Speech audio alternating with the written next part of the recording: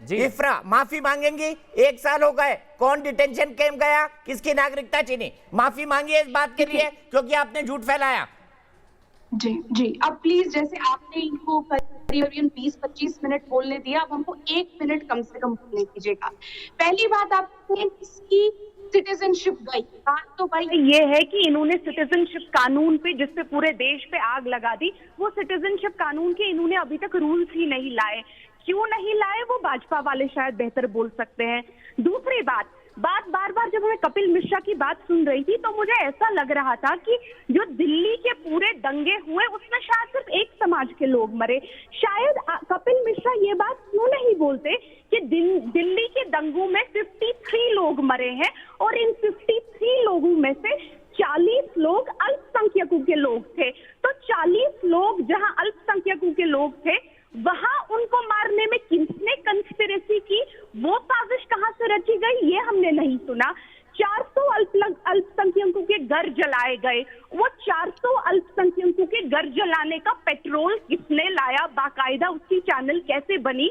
जिस ग्रुप में कपिल मिश्रा ने जो व्हाट्सएप ग्रुप बनाया था उस ग्रुप की इसमें क्या भूमिका रही थी, ये मुझे नहीं, इन्होंने बिल्कुल बात नहीं की। ये बार बार हमको जताना चाहते हैं कि इनके खिलाफ सिर्फ और सिर्फ टुकड़े टुकड़े गैंग ने बात की।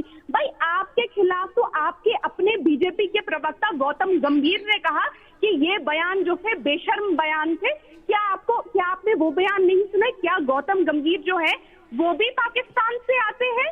दूसरी बात, डीसीपी साहब जहाँ पे बैठे हैं, माननीय है, उन्होंने कहा कि मुझे समझ नहीं आया जो उस टाइम पे कपिल मिश्रा ने बयानबाजी की उसमें क्राइम कहां पे था?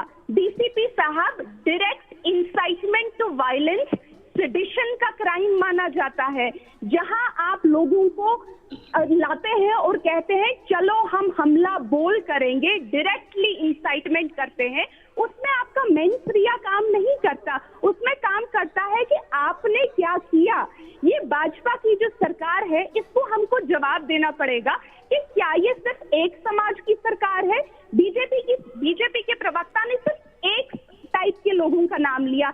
इन्होंने हमें ये क्यों नहीं बोला कि 80 साल की अकबरी जो थी, 80 साल की दादी थी, उसको जिंदा किसने जलाया? इन्होंने हमें ये क्यों नहीं बोला कि पिछले साल जून में 15 आरएसएस के लोगों की दिल्ली के दंगों में अरेस्ट हो गए क्योंकि उनको एक मर्डर के केस में पकड़ा गया और उन्होंने कहा कि उन्होंने एक बूढ़े 75 ईयर ओल्ड इंसान का मर्डर कर दिया था दिल्ली के दंगों में। वो आरएसएस के नेटवर्क। आपका 1 मिनट कंप्लीट हुआ, मैंने बिना रोके बोलने दिया।